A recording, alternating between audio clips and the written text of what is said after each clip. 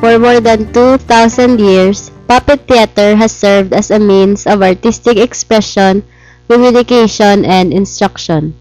Working the edge between entertainment and education, puppet can both teach and persuade, children and adults alike.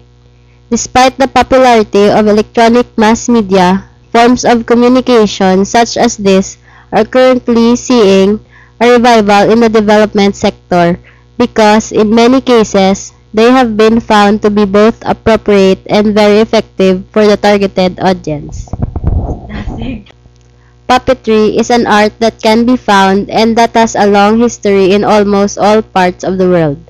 But most historians agree that the roots of this art lie mainly in the East.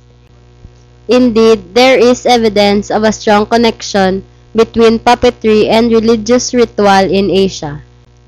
It is assumed that the art of puppetry in India is about 400 years old.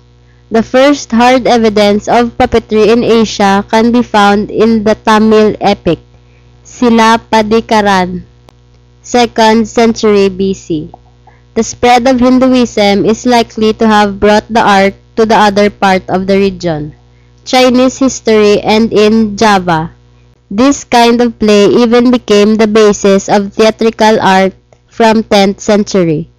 Puppetry became so deeply entrenched in folk culture that it even survived the transition of Islam after the Muslim invasion in the 15th century.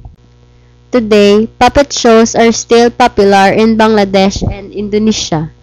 In the form of golek puppets, a rod puppet style performed with three-dimensional wooden figures. These golek puppets are handmade in the Indonesian islands, in plays portraying historical events as well as telling tales of ancient folklore. These puppet performances still play a vital role in the education and entertainment in the Indonesian culture today. In Japan, puppet plays the jururi, renowned as the most lavish in the world. The two-third life-size puppets were usually operated by 3 men each, while reciters read the lines and accompanied the play. Here in the Philippines, Angono Rizal still has a tradition of puppetry in a religious context today.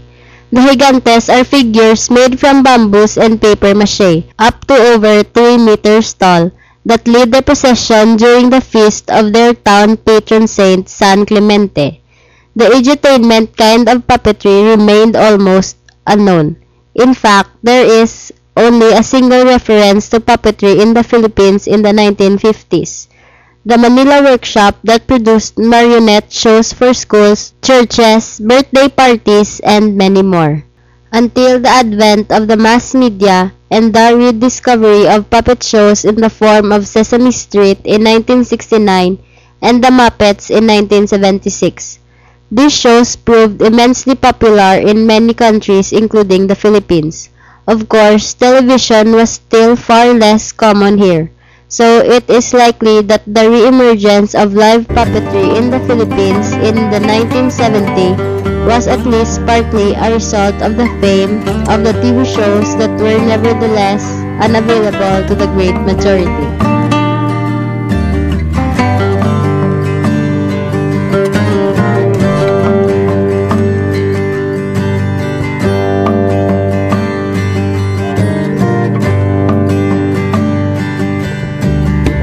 Walang hangganan ang lakbay ng diwa, huwag mo na lang piliting alamin pa.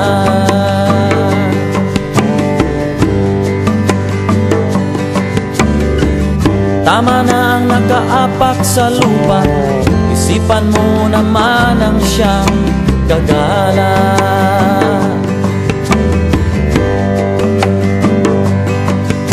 May gagawin ba't